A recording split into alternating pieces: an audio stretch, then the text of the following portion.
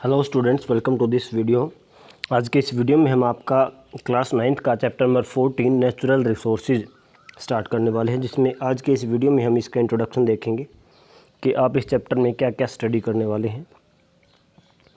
तो सबसे पहले अगर हम बात करें बायोस्फीयर, तो बायोस्फीयर क्या होता है? भी अर्थ का वो एरिया जहाँ पर आपके लिविंग ऑर्गेनिज्म प्रेजेंट होते हैं।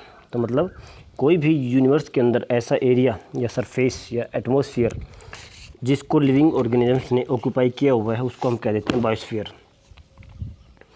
बायोस्फीयर के अंदर आपके लिविंग रिसोर्सेज भी आते हैं और नॉन लिविंग रिसोर्सेज भी आते हैं। लिविंग के अंदर मतलब जो बायोटिक कंपोनेंट, बायोटिक मतलब लिविंग, इसके अंदर आपके प्लांट्स और एनिमल्स आते हैं। ए बायोटिक के अंदर कौन कौन से आते हैं?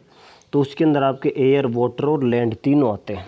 तो बायोस्फीयर के अंदर जो आपके हैं नॉन लिविंग रिसोर्सेज भी आते हैं और लिविंग रिसोर्सेज भी आते हैं। लिविंग के अंदर आपके प्लांट और एनिमल्स, नॉन लिविंग के अंदर एयर, वाटर और लैंड। अब उसके बाद आपके इस चैप्टर में आगे पोल्यूशन के बारे में भी बताया गया है। तो पोल्यूशन का मतलब है कंटामिनेशन, कि कोई भी नेचुरल रिसोर्स है उसमें किसी भी प्रकार की अशुद्धि आ गई, कंटामिनेशन आ गई। तो पोल्यूशन आपने पहले ही पढ़े हैं। पोल्यूशन 3 तरह के हो सकते हैं। एयर पोल्यूशन, हवा के अंदर यदि कोई पोल्यूशन हो चुका है, वाटर पोल्यूशन पानी का, और लैंड पोल्यूशन जो धरती के ऊपर जो प्रदूषण हो रहा है उसका।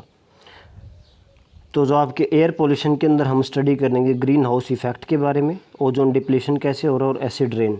वाटर पोल्यूशन के अंदर हम देखेंगे केमिकल वेस्ट के द्वारा कैसे वाटर का पोल्यूशन हो रहा है, डोमेस्टिक वेस्ट और थर्मल वेस्ट। 3 तरह के वेस्ट हैं जो वाटर के अंदर डग किए जाते हैं, तो उसके बारे में जानेंगे। लैंड के अंदर जो आपका इंडस्ट्रियल वेस्ट है और जो एग्रीकल्चर वेस्ट है उनका भी इसमें रोल आता है। एग्रीकल्चर वेस्ट के अंदर आपका पेस्टिसाइड और इंसेक्टिसाइड्स का जो हम यूज़ करते हैं उसके द्वारा आपका एग्रीकल्चर पोल्यूशन होता है, जो एग्रीकल्चर एक्टिविटीज़ के द्वारा लैंड पोल्यूशन होता है। देखिए, life on earth depends on resources like soil, water, air and energy from the sun. तो जो अर्थ के ऊपर जो आपको पता है जो लाइफ है वो किस लिए पॉसिबल है? क्योंकि अर्थ के ऊपर आपकी सॉइल है, सॉइल के अंदर बहुत सारे न्यूट्रिएंट्स हैं जिसको हम इंटेक करते हैं प्लांट्स, और प्लांट्स जो है वो क्या करते हैं, न्यूट्रिएंट्स का इंटेक कर करके वो फूड प्रिपेयर करते हैं। उसी फूड के ऊपर बाकी जो लिविंग होता है वो डिपेंड होते हैं। इसके साथ साथ आपकी एयर होती है, एयर के बाद वाटर है और सन से एनर्जी है। ये सभी क्या हैं? आपके नेचुरल रिसोर्सेज हैं, प्राकृतिक संसाधन हम बोलते हैं हिंदी में। तो ये प्राकृतिक संसाधन हैं, इन्हीं के द्वारा ही आपके अर्थ के ऊपर लाइफ पॉसिबल है। अगर इनमें से कोई एक भी नहीं रहेगा तो अर्थ के ऊपर लाइफ पॉसिबल नहीं है। Uneven heating of air over land and water causes winds. देखिए, धरती के ऊपर कहीं भी जब हवा की हीटिंग हो जाती है, कहीं की किसी भी एरिया के अंदर जो हवा प्रेजेंट है वो थोड़ी गर्म हो जाती है किसी भी कारण से, उसके कारण वो, क्योंकि उसका वेट कम हो गया तो वो ऊपर उठ के उड़ती है। क्योंकि उसका वेट कम हो चुका है तो वो फ्लो करती है ज़्यादा, तो उसी के कारण आपकी विंड बनती है। Evaporation of water from water bodies and subsequent condensation give just rain.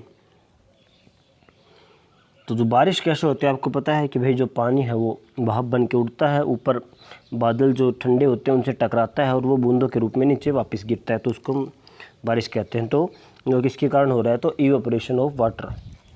तो यह आपके बारिश का कारण क्या होता है? Pollution. Pollution of air, water and soil affect the quality of life. आपको सभी को पता है कि जैसे जैसे प्रदूषण बढ़ रहा है वैसे वैसे बहुत सारे अनकम्फर्टेबल या बहुत सारे प्रॉब्लम्स आपकी लाइफ में आती हैं, और लाइफ जो है, लाइफ के ऊपर एक थ्रेट आता है। We need to conserve our natural resources and use them in sustainable manner. तो हमें क्या करना चाहिए कि जो अपने नेचुरल रिसोर्सेज हैं उनको ऐसे तरीके से यूज़ करना चाहिए ताकि वो लंबे समय तक चल सके और उनको कोई ज़्यादा नुकसान ना हो। Various nutrients are used again and again to cycle in a cyclic fashion. This leads to certain balance between various components of the biosphere. तो क्या होता है कि बायोस्फीयर के अंदर अलग अलग जो न्यूट्रिएंट्स हैं, गैसेज हैं, इनकी एक साइकिल बनी हुई है।